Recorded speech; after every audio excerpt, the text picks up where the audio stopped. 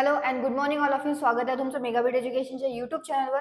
तर चला बघूया आजचे व्होकॅब्युलरीचे वर्ड्स, त्यांचे सिनोनिम्स, अँटोनिम्स, मराठीमध्ये मीनिंग आणि सेंटेन्सेस दिलेले आहेत. त्या सेंटेन्सेसमध्ये तुम्ही बघा, ट्राय करून की कसं त्या वर्डला सेंटेन्समध्ये यूज करण्यात आलेलं आहे आणि स्वतःच्या मनाने सुद्धा काही इझी वर्ड्स सेंटेन्सेस तुम्ही तयार करा. ओके, सो स्टार्ट करूया आजच्या सेशनला. फर्स्ट वर्ड आहे आपला आजचा, तो आहे fend off. FEND, fend, OFF, off.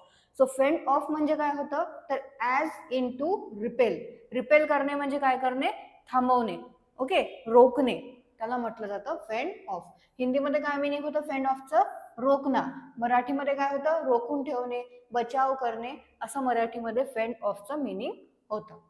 So मराठीमध्ये मिनिंग काय होतं, बचाव करणे, रोखून धरणे, टाळणे किंवा दूर लोटणे. ओके, सो फेंड ऑफचं मीनिंग आहे ॲज इन टू रिपेल. हिंदीमध्ये मीनिंग होतं रोखणं आणि मराठीमध्ये मीनिंग होतं बचाव करणे, रोखून धरणे, टाळणे किंवा दूर लोटणे. सिनोनिम्स आहेत रिपेल, रेजिस्ट आणि रिपल्स, आणि अँटोनिम्स आहेत वेलकम आणि एम्ब्रेस. ओके, सो सेंटेन्स दिलेला आहे ते ट्राय करून बघा तुम्ही की कसं याच्यामध्ये फेंड ऑफला यूज करण्यात आलेला आहे. नेक्स्ट वर्ड बघूया. नेक्स्ट वर्ड आहे एक्सटेम्पोरेनियस. ओके, काय आहे याचं pronunciation, extemporaneous. Okay, extemporaneous, EXTEMPORANEOUS, extemporaneous. So एक्सटेम्पोरेनियसचं मिनिंग होतं spoken or done without preparation. म्हणजेच काय, तर हिंदीमध्ये मिनिंग होतं तुरंत किया हुआ. तुरंत किया हुआ म्हणजेच मराठीमध्ये काय होते की तत्काळ केलेलं किंवा ऐनवेळी केलेलं, म्हणजे त्याच्यामध्ये काहीच आपली आपण तयारी केलेली नाही आहे. ओके, किंवा ते भाषण असो किंवा कृती असो.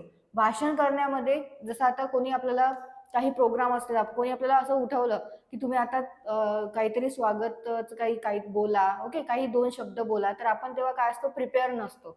सो त्यालाच काय म्हटलं जातं, एक्सटेम्पोरेनियस असं म्हटलं जातं. म्हणजे आपण काही त्या भाषणाबद्दल, त्या स्पीचबद्दल काही प्रिपेअर केलेलं नाही आहे. ओके, सो त्याला म्हटलं जातं एक्सटेम्पोरेनियस, म्हणजे पूर्व तयारी न केल्याशिवाय काही पण भाषण करणे किंवा कृत्य करणे. ओके, सो मराठीमध्ये मिनिंग होतं एक्सटेम्पोरेनियसचा पूर्व तयारीशिवाय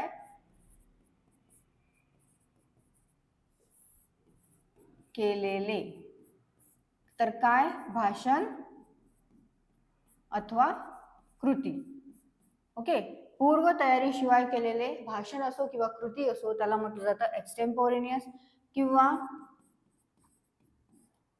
तात्काळ किंवा ऐनवेळी केलेले. म्हणजे ऐनवेळी केलेले किंवा तेव्हाच्या तेव्हा तात्काळ केलेले, त्याच्यामध्ये सुद्धा आपली काही पूर्वतयारी नसते. सो सिनोनिम्स आहेत इम्प्रॉम्प्टू, इम्प्रोव्हिजेशनल आणि स्पॉन्टेनियस. सो एक्सटेम्पोरेनियसचे हे सिनोनिम्स आहेत इम्प्रॉम्प्टू, इम्प्रोव्हिजेशनल आणि स्पॉन्टेनियस, आणि अँटोनिम्स आहेत प्रिपेअर्ड, रिहर्स्ड आणि प्रीमेडिएटेड. ओके, सो एक्सटेम्पोरेनियसचं काय आहे meaning, spoken or done without preparation, म्हणजे हिंदीमध्ये होतं तुरंत किया हुआ, मराठीमध्ये होतं पूर्वतयारीशिवाय केलेले भाषण अथवा कृती किंवा तात्काळ आणि ऐनवेळी. सिनोनिम्स आहेत इम्प्रॉम्प्टू, इम्प्रोव्हिजेशनल आणि स्पॉन्टेनियस, आणि अँटोनिम्स आहेत प्रिपेअर्ड, रिहर्स्ड आणि प्रीमेडिएटेड. नेक्स्ट वर्ड आहे ॲटिक, ATTIC, ॲटिक. ॲटिक म्हणजे काय होतं, तर अ room or unfinished space directly beneath the roof of a building. म्हणजेच काय, तर आपण मराठीमध्ये काय म्हणत असतो, माळा म्हणत असतो. ओके, हिंदीमध्ये काय दिलेलं आहे, हिंदीमध्ये दिलेलं आहे, मराठीमध्ये काय म्हणत असतो आपण त्याला, माळा किंवा माळ्यावरची जी खोली असते त्याला म्हटलं जातं ॲटिक. ओके, मराठीमध्ये काय होतं मग, ॲटिक म्हणजे माळा किंवा माळ्यावरची खोली, पोटमाळा सुद्धा आपण त्याला म्हणू शकतो. तर ॲटिकचं मिनिंग आहे a roof or unfinished space directly beneath the roof of a building. म्हणजेच काय होतं, तर मराठीमध्ये होतं माळा, माळ्यावरची खोली किंवा पोटमाळा. सिनोनिम्स आहेत लोफ्ट आणि गॅरेट. ओके, सिनोनिम्स काय आहेत ॲटिकचे, लोफ्ट आणि गॅरेट. नेक्स्ट वर्ड आहे परपोर्ट. PURPORT purport. परपोर्टचं मिनिंग आहे appear or claim to be or do something specially falsely. म्हणजेच काय तर हिंदीमध्ये होतं दावा करणं, मराठीमध्ये काय म्हटलं जातं परपोर्टला दावा करणे. तर कशाचा दावा करणे की एखादी गोष्ट आहे जी तशी नाही आहे, ओके, जी काय आहे खरी नाही आहे पण त्याला खरी अशी भासवणे, त्याला काय म्हटलं जातं परपोर्ट असं म्हटलं जातं. म्हणजेच दावा करणे की ती गोष्ट खरीच आहे की ती गोष्ट खरी नसली तरीही. सो मराठीमध्ये काय मिनिंग होतं मग परपोर्ट म्हणजे असल्याचे भासवणे. विशेषतः काय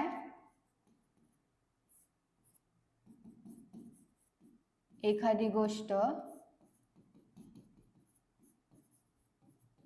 खरी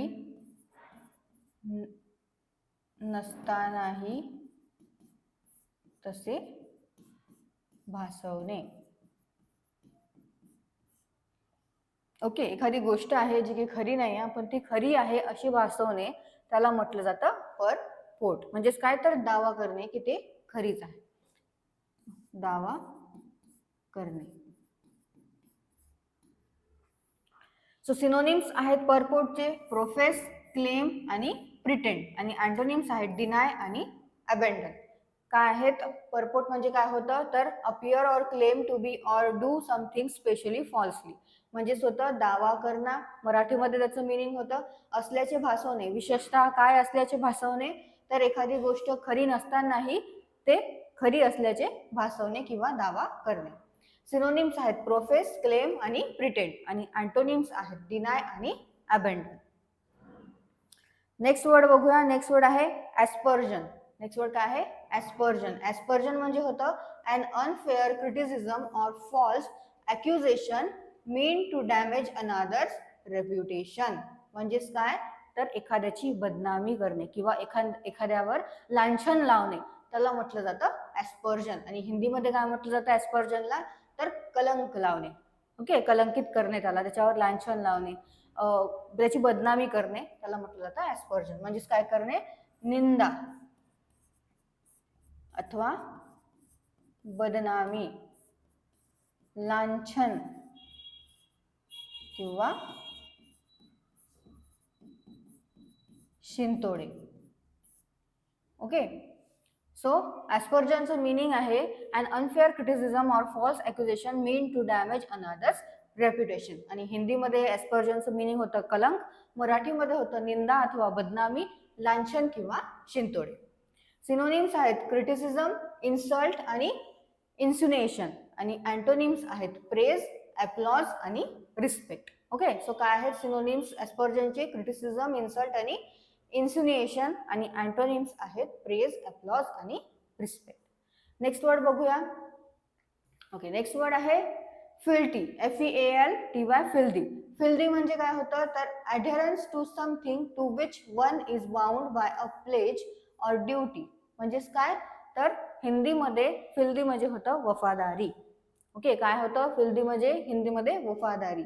आणि त्याचं मिनिंग काय आहे adherence to something to which one is bound by a pledge or duty. म्हणजेच काय आहे की तो त्याच्या कामाबद्दल एकनिष्ठ आहे किंवा निष्ठ आहे, त्याला म्हटलं जातं फिल्दी. मराठीमध्ये काय होतं मग मिनिंग निष्ठा किंवा एकनिष्ठ असणे. आणि हिंदीमध्ये होतं वफादारी. सो मराठीमध्ये काय आहे मिनिंग फिल्दीचा निष्ठा किंवा एकनिष्ठता. ओके, सिनोनिम्स काय आहेत फिल्दीचे ॲलिजियन्स, लॉयल्टी आणि कमिटमेंट. आणि अँटोनिम्स आहेत ट्रिचरी, डिसलॉयलिटी आणि परफिडी. काय आहेत सिनोनिम्स आणि अँटोनिम्स फिल्दीचे? सिनोनिम्स आहेत ॲलिजियन्स, लॉयल्टी आणि कमिटमेंट. आणि अँटोनिम्स आहेत ट्रिचरी, डिसलॉयल्टी आणि परफिडी. आणि फिल्दी म्हणजे होतं हिंदीमध्ये वफादारी, मराठीमध्ये होतं निष्ठा आणि एकनिष्ठता, त्याचं मिनिंग आहे. नेक्स्ट वर्ड आहे विसेज. विसेज म्हणजे आहे facial appearance regarded as an indication of mood or feeling. म्हणजेच काय तर भावना व्यक्त करणारा जो चेहरा असतो किंवा चेहरा, त्याला म्हटलं जातं विसेज. ओके, सो विसेज म्हणजे काय आहे असा चेहरा ज्याच्यामुळे भावना व्यक्त होत आहे. तो रागामध्ये आहे किंवा आनंदामध्ये आहे, तर हा जो चेहरा असतो तो चेहरा जे काही सगळं सांगून जातो, त्याचे सगळे जे फिलिंग्स सांगून जातो, ओके, भावना सांगतो, त्याला म्हटलं जातं विसेज. म्हणजेच काय, तर भावना सांगणारा जो चेहरा असतो त्याला म्हटलं जातं विसेज, किंवा त्याला म्हणलं जातं चेहऱ्यावरील भाव, भावना व्यक्त करणारा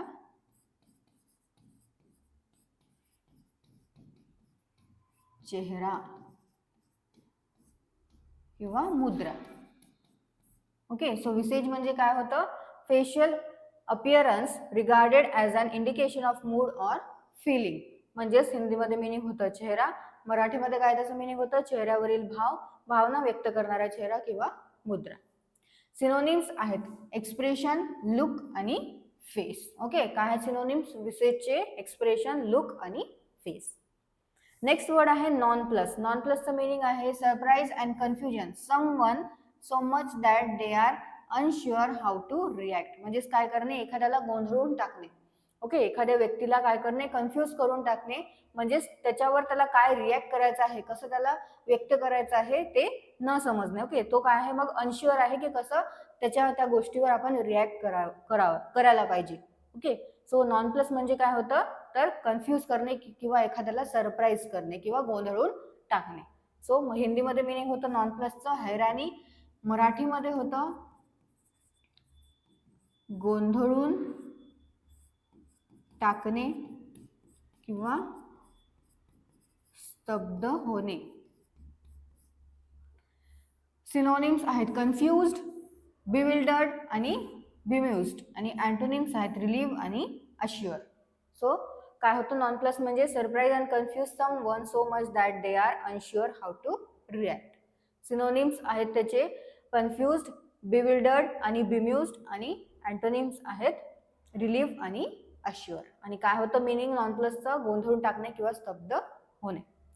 नेक्स्ट वर्ड आहे टॉमफुलरी, TOMFOOLERY.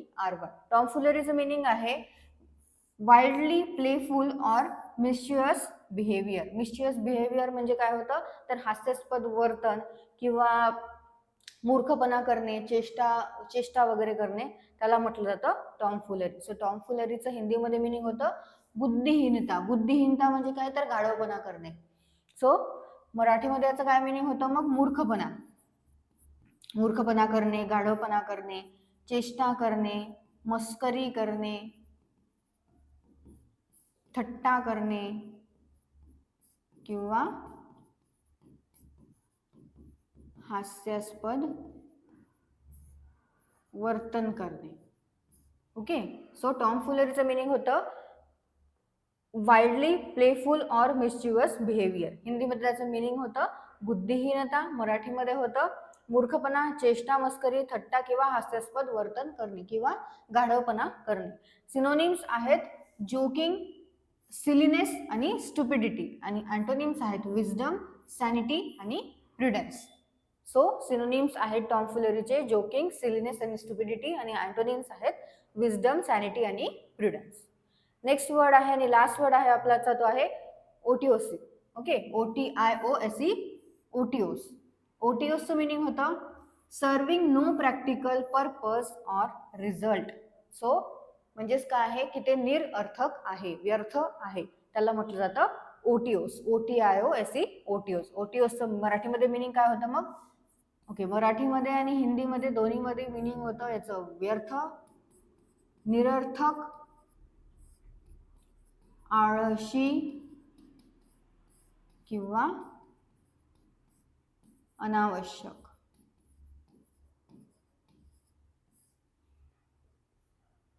ओके, सो ओटीओसचं मिनिंग आहे serving no practical purpose or result, म्हणजेच होतं व्यर्थ, निरर्थक, आळशी किंवा अनावश्यक. सिनोनिम्स आहेत फ्युटाईल, युजलेस आणि इनवेन, आणि अँटोनिम्स आहेत इफेक्टिव्ह, इफिशियंट आणि व्हर्च्युअस. सो ओटीओसचे काय आहेत सिनोनिम्स, फ्युटाईल, युजलेस आणि इनवेन, आणि अँटोनिम्स आहेत इफेक्टिव्ह, इफिशियंट आणि व्हर्च्युअस. ओके, सो हे परत एकदा तुम्ही सिनोनिम्स, अँटोनिम्स एकदा परत वाचून घ्या. आणि जे पण मराठीमध्ये मी तुम्हाला मिनिंग्स दिलेले आहे ते नोट डाऊन करून घ्या. तुम्हाला डिस्क्रिप्शनमध्ये याची PDF मिळून जाणार. आणि जे पण आधीचे वर्ड झालेले ते सुद्धा एकदा रिवाइज करत जा, म्हणजे तुम्हाला आधीचे वर्ड्स तुम्ही विसरणार नाही, ते रिव्हिजनमध्ये राहील तुमच्या. म्हणजे एकदम जेव्हा एक्झाम्स येईल तेव्हा तुम्हाला जास्त जड नाही येणार, जड नाही पडणार की आपल्याला ते पण वर्ड्स वाचायचे, हे पण वर्ड्स वाचायचे आहे, आणि जे न्यू वर्ड्स दररोज येतात ते सुद्धा वाचायचे आहे. सो तुम्ही रिव्हिजन करत गेले तर तुम्हाला ते ऑलरेडी लक्षात राहील, फक्त एकदा वाचून घेतलेलं बरं असतं. ओके, सो तुम्हाला सेशन आवडलं असेल, सेशन लाईक करा, चॅनलला सबस्क्राईब करा, तुमच्या फ्रेंड्सला शेअर करा. All the best all of friend, thank you.